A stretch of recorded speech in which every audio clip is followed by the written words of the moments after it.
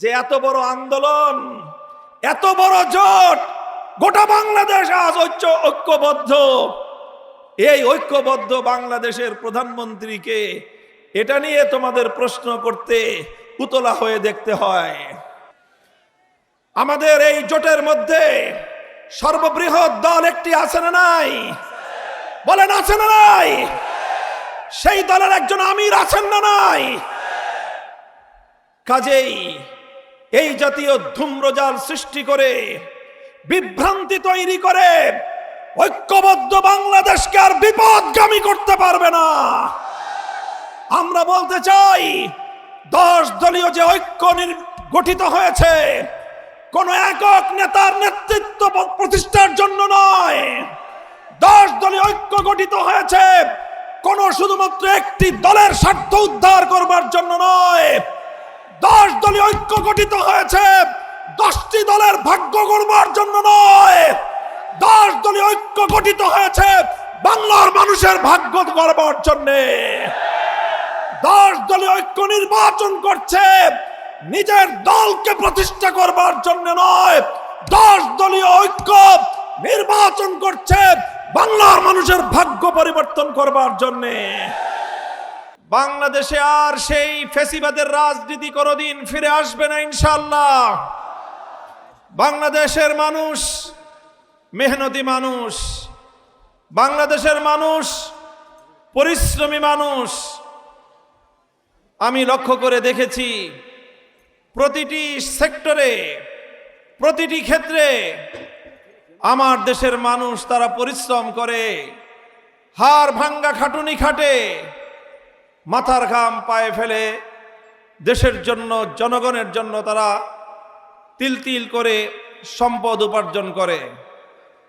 যারা কৃষক, তারা ভোর 4টা-5টায় ঘুম থেকে উঠে ফসলের মাঠে যায়, দিনভর রোদে পুড়ে বৃষ্টিতে ভিজে মাঠে সোনার ফসল ফলায়। যারা শ্রমিক, তারা ঘাম ঝরানো শ্রম দেয়। রিক্সাওয়ালা মেহনতি মানুষ, তারা অক্লান্ত পরিশ্রম করে সামান্য সামান্য পয়সা উপার্জন করে।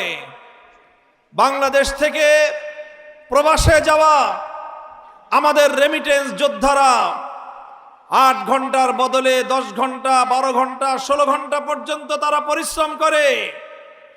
স্বপ্ন একটাই, তারা বিদেশ থেকে রেমিটেন্স পাঠায়, প্রবাস থেকে রেমিটেন্স পাঠায়, পরিবার একটু সুখ স্বাচ্ছন্দ্যে থাকবে, বাংলাদেশের ভাগ্যের পরিবর্তন হবে। এই স্বপ্ন নিয়ে কৃষক, শ্রমিক, মজদুর, মেহনতি মানুষ, প্রবাসী আমাদের ভাইয়েরা বোনেরা এইভাবে এই দেশটার জন্য তারা তাদের শুধু ঘাম ঝরানো নয়, রক্ত পানি করে তারা তিল তিল করে পয়সা উপার্জন করে। অথচ বিগত 54 বছর আমরা দেখেছি আমাদের এই মেহনতি মানুষের কষ্টার্জিত সম্পদ শাসক গোষ্ঠী শাসনের চেয়ারে বসে জনগণের সম্পদ দিয়ে দেশকে উন্নয়নের বদলে নিজেদের ব্যক্তি এবং দলের ভাগ্য গড়বার জন্য বিদেশগুলোতে, বিভিন্ন দেশে তারা বেগম পাড়া গড়ে তোলে, লুটপাট চালায়। আর বাংলাদেশের মেহনতি মানুষের কপালে, আমার বাংলাদেশের নীতিবান মানুষের কপালে বারবার দুর্নীতিতে বিশ্ব চ্যাম্পিয়ন হওয়ার কলঙ্কের তিলক কেটে দেয়। এদেশের মানুষ অনেক শ্রম দিয়েছে, অনেক রক্ত দিয়েছে, অনেক জীবনের বিনিময়ে বাংলাদেশ আজ এ পর্যায়ে এসে উপনীত হয়েছে। বাংলাদেশের মানুষ বারবার আধিপত্যবাদের বিরুদ্ধে লড়াই করেছে। বাংলার মানুষ একবার ব্রিটিশ বেনিয়া আধিপত্যবাদের বিরুদ্ধে লড়াই করেছে। বাংলার মানুষ কলকাতার দাদাবাবুদের আধিপত্যবাদের বিরুদ্ধে লড়াই করেছে। বাংলার মানুষ পশ্চিম পাকিস্তানি খান পাঠানদের আধিপত্যবাদের বিরুদ্ধে লড়াই করেছে। তিনটি আধিপত্যবাদকে পরাস্ত করে বাংলার পূর্ব দিগন্তে স্বাধীনতার লাল টুকটুকে সূর্য উদিত হয়েছে।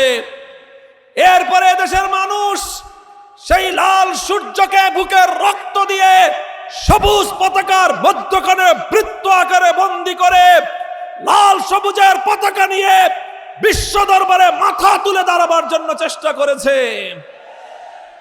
দুর্ভাগ্যজনকভাবে স্বাধীনতার পর থেকে বাংলাদেশের মানুষের রক্তে রাঙা সেই স্বাধীনতার সুফল এদেশের মানুষ ঘরে তুলতে পারে নাই শাসক গোষ্ঠীর ব্যর্থতার কারণে, শাসক গোষ্ঠীর দুর্নীতির কারণে, শাসক গোষ্ঠীর চুরি এবং লুটপাটের কারণে বাংলাদেশের মানুষ কাঙ্ক্ষিত উন্নতি অর্জন করতে পারে নাই।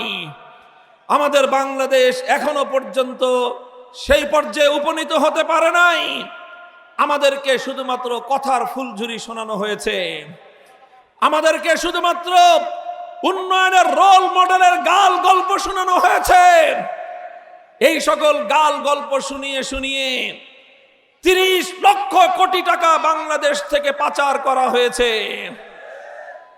সেই টাকাগুলো যদি পাচার না করা হতো, আমার দেশের মেহনতি মানুষের এই কষ্টার্জিত পয়সা দিয়ে বাংলাদেশ সিঙ্গাপুরের মতো উন্নত দেশে পরিণত হতে পারত, পারে নাই। কারণ আমরা জনগণ সৎ থাকলে কি হবে, আজও পর্যন্ত এদেশের মানুষের ভাগ্যে নীতিবান দুর্নীতিমুক্ত বাংলার মানুষের ভাগ্য গড়ার জন্য উপযুক্ত কোন শাসক গোষ্ঠী আমরা নির্বাচন করতে পারি নাই। বরং দীর্ঘ 15টা বছর আমরা শোষিত হয়েছি, গুম খুনের শিকার হয়েছি।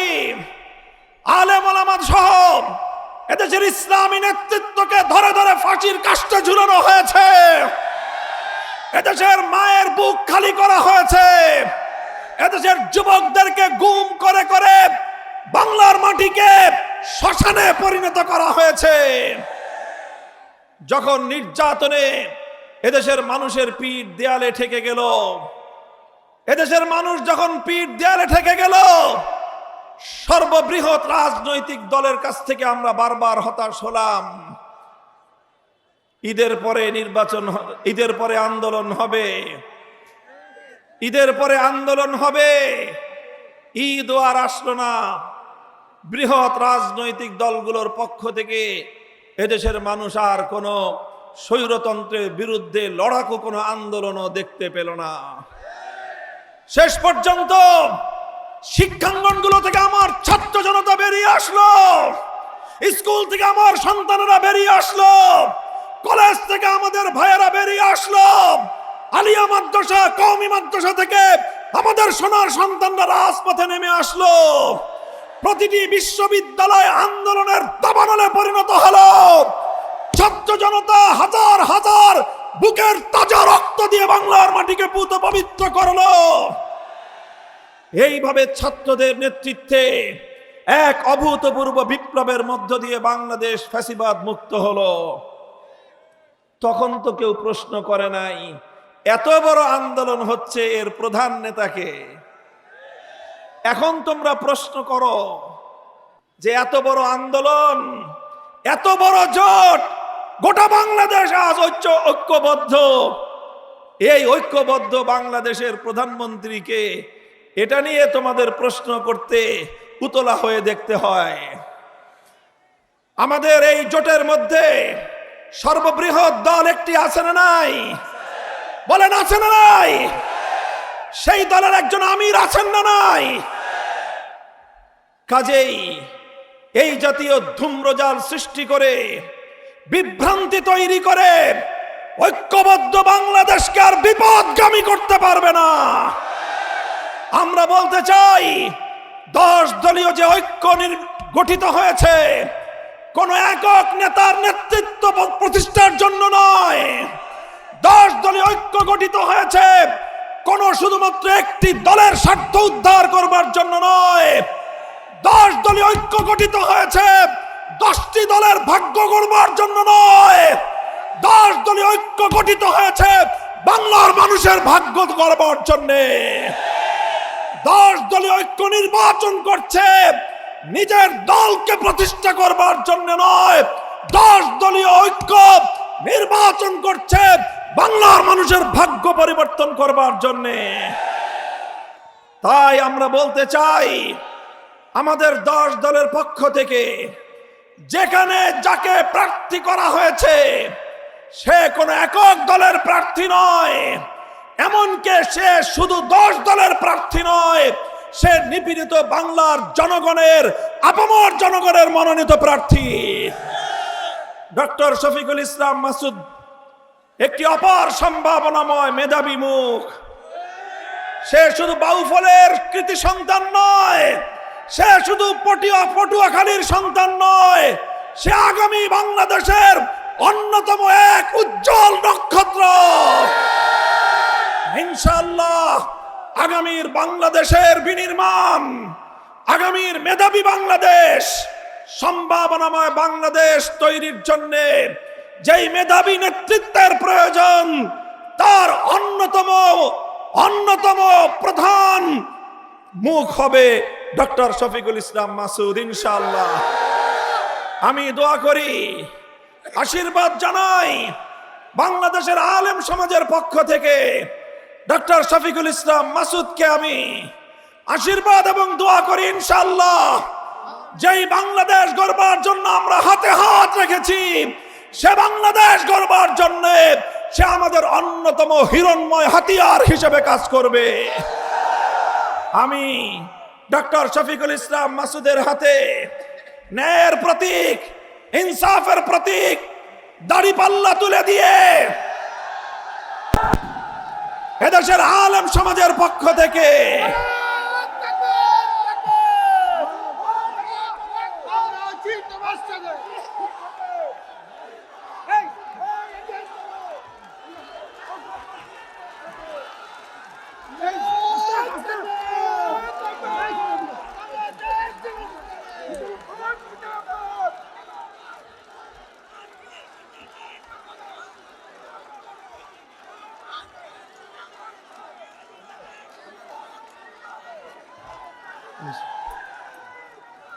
ইনশাআল্লাহ মনে রাখবেন, কোন আসনে আমাদের এক আসনে প্রতীক এক একটা হতে পারে।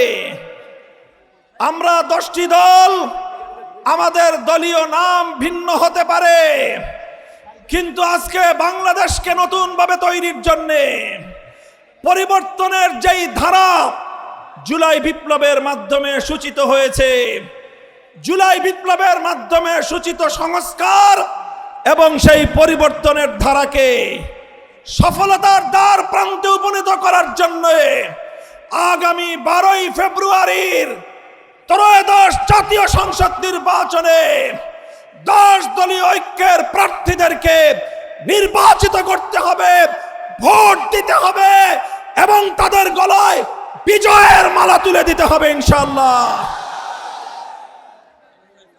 আমি আশ্চর্যান্বিত হয়ে লক্ষ্য করছি, 10 দলীয় ঐক্যের অধীনে, 10 দলীয় ঐক্যের নেতৃত্বে মুক্তিকামী বাংলার মানুষ আজ যেভাবে মাঠে ময়দানে ঝাঁপিয়ে পড়েছে, জনতার যে বাঁধ ভাঙ্গা স্রোত শুরু হয়েছে, এটা দেখে আধিপত্যবাদী শক্তি এবং তাদের বাংলাদেশি এজেন্টদের মাথা খারাপ হয়ে গিয়েছে।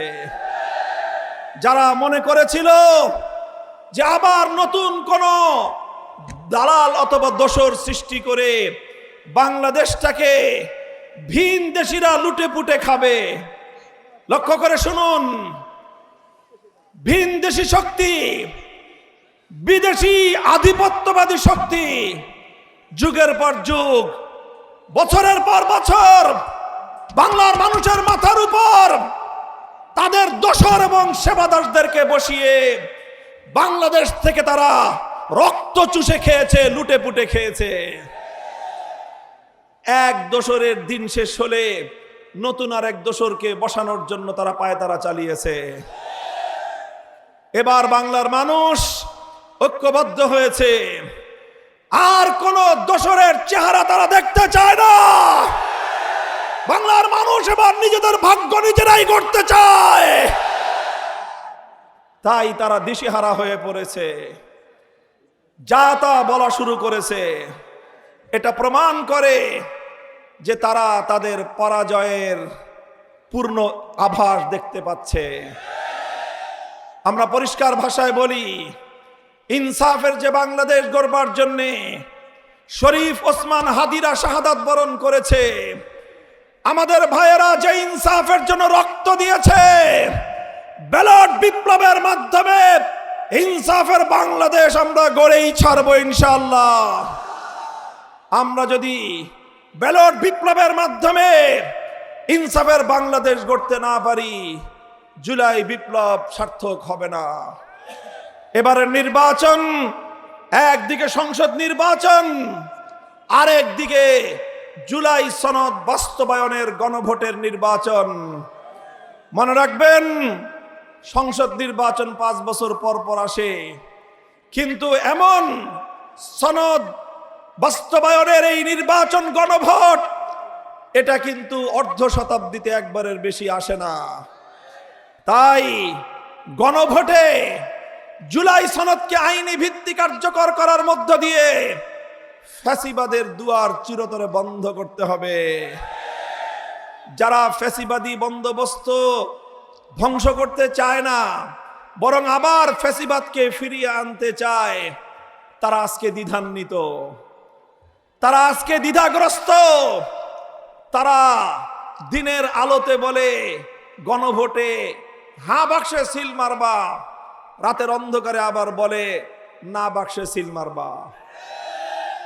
আমি আপনাদেরকে জিজ্ঞাসা করি, যারা প্রকাশ্যে এক কথা বলে আবার গোপনে আরেক কথা বলে, আপনাদের দেশে তাদেরকে কি বলা হয়? বাংলার মানুষ আর কোনোদিন মুনাফিকের রাজনীতিতে আস্থা রাখতে পারে না। এদেশের মানুষকে অনেক ভৌতাবাজি হয়েছে, অনেক প্রতারণা হয়েছে। এবার রাজপথে আমরা সব ভৌতাবাজি মোকাবেলা করব। 12ই ফেব্রুয়ারি ব্যালটের মাধ্যমে মুনাফিককে চূড়ান্ত ভাবে আমরা বাংলা থেকে উৎখাত করে দিব ইনশাআল্লাহ। আমার মা বোনেরা, আমি আপনাদেরকে বিশেষভাবে অনুরোধ করি, আপনারা নতুন বাংলাদেশ গড়বার ক্ষেত্রে সবচেয়ে বেশি ত্যাগ দিয়েছেন।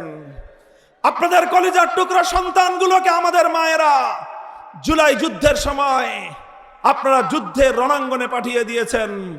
বলেছেন, আমার সন্তান তুমি যদি শহীদ হও, আমার এক দুলালের রক্ত দিয়ে লক্ষ মায়ের সন্তানরা মুক্তি পাবে।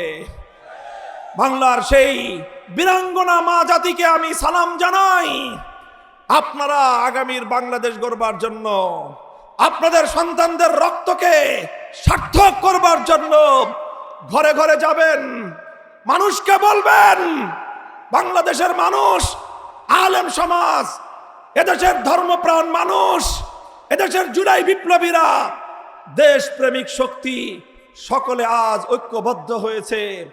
কাজেই এই সুযোগ যদি হাতছাড়া করি আমরা, তাহলে আবার নতুন করে এমন আরেকটি সুযোগ তৈরি হতে বহুদিন সময় লেগে যাবে। কাজেই এই সুবর্ণ সুযোগকে হাতছাড়া করা যাবে না। বাংলাদেশ জামাতে ইসলামী, জাতীয় নাগরিক party NCP, Bangladesh Khelafat Majlis, AB party সহ 10টি দল আমরা হাতে হাত রেখে আজ ঐক্যবদ্ধ হয়েছি। আমাদের কোনো ভাই তারা আমাদের সাথে থাকবেন কি থাকবেন না দ্বিধান্বিত আছেন। আমি আপনাদেরকে একটা কথা বলতে চাই, আলাদা আলাদা নির্বাচন করার বহু সময় আছে, বহু সময় থাকবে। এবার ইনসাফের জোটকে, এবার ইনসাফের ঐক্যকে বিজয়ী করতে না পারলে ইতিহাসের দায় আমরা কোনোদিন শোধ করতে পারবো না।